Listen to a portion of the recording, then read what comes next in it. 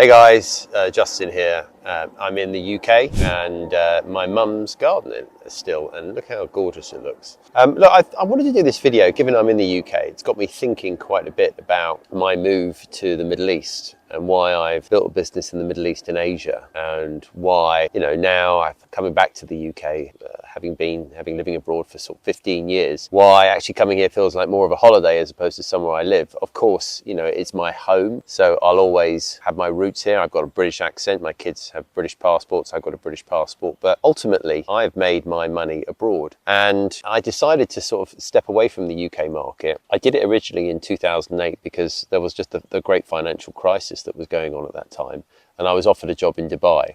And then since being in Dubai and sort of seeing the opportunities that you can have in an emerging market, I've just been addicted to it, to be honest with you.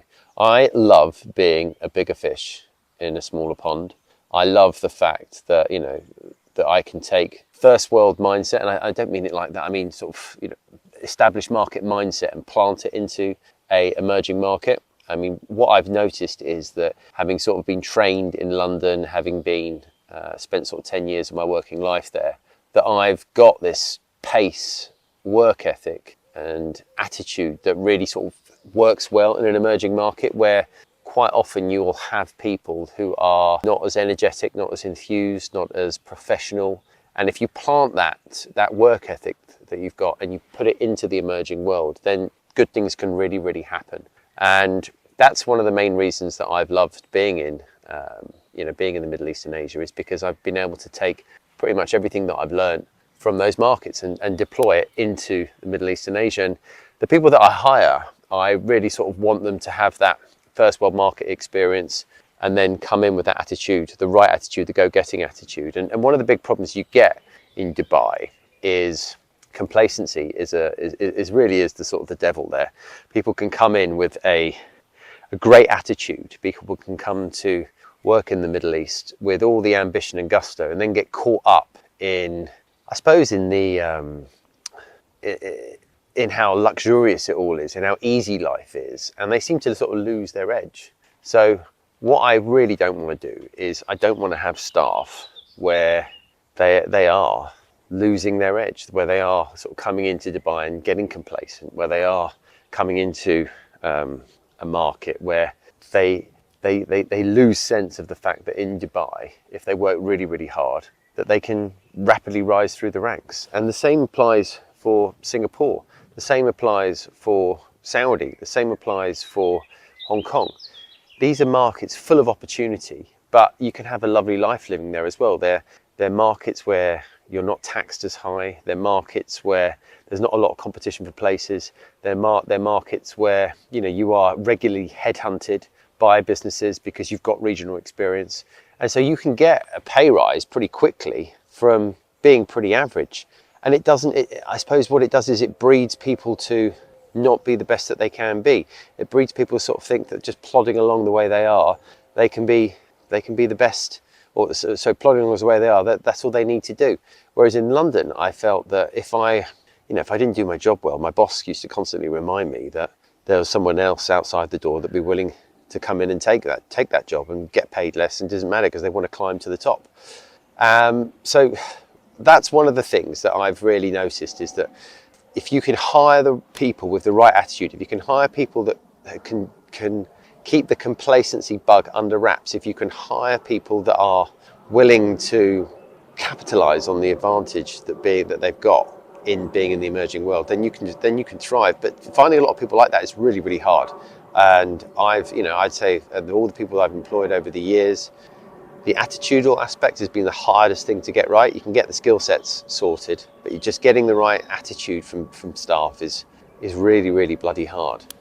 And that's one of the reasons why I've taken the business to more of a leaner framework. It's one of the reasons why I've looked at more tools, technology, offshoring, because I think relying on people who might get that complacency bug in the markets that we're in makes it very hard to continue to grow your business at a pace.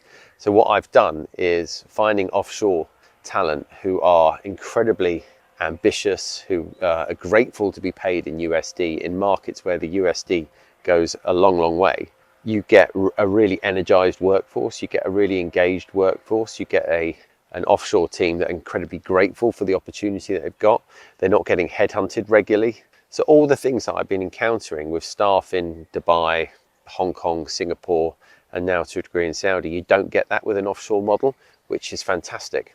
And that is one of the main reasons why I rely on it now. But I suppose one of the tricks with it all is being able to hire in a way where you've got people that have got the right skill set, that you can trust them and you can manage that remote team. And that's the system that we've cracked at MCG Talent. I mean, we're always, of course, trying to improve it, but really getting the offshore team now engaged into our business has been sort of one of the big success stories. So that's one of the other reasons why I've moved to offshore teams, and why I think even geographically for us, Philippines, Sri Lanka, India, and South Africa sort of engaged into the Middle East and Asia works really, really well from a time zone perspective. From the UK, it's a lot harder. But I actually launched a business in the UK, and I got a real sense for what the difference was between working in the UK market and the emerging market. And to be honest with you, I just didn't really enjoy it. I found the UK market, they were less interested in actually dealing with you as a person. It was incredibly transactional. They just want to know the price, they want to know how quickly you could get something. And that was it. That's all they were interested in. Whereas in the Middle East market, people get to know you, people meet you for a coffee. The ability to sort of develop relationships with clients is so much better than it is in the UK market, where it just seems to be cynicism, particularly in recruitment. There's this real sort of cynical mindset where, they just don't have to spend time with you. You're just one of many. They don't really see the value in what you've got to offer, I noticed. And they have these strict preferred supplier lists. And if you're not on that, people don't want to know. They can't see the added value that you can bring as a niche and expert recruiter. Whereas in the Middle East and Asia, people really sort of buy into that. People really are engaged with what we've got to say, and they can see the value in plugging us in. So there you go. I'm sort of waffled a little bit, but what I was doing is I'm telling you why I enjoy being in the Middle East. The problem with hiring staff there being the complacency that you can bump into. How you should always try and hire attitude over skill set, and I think particularly in recruitment, always do that.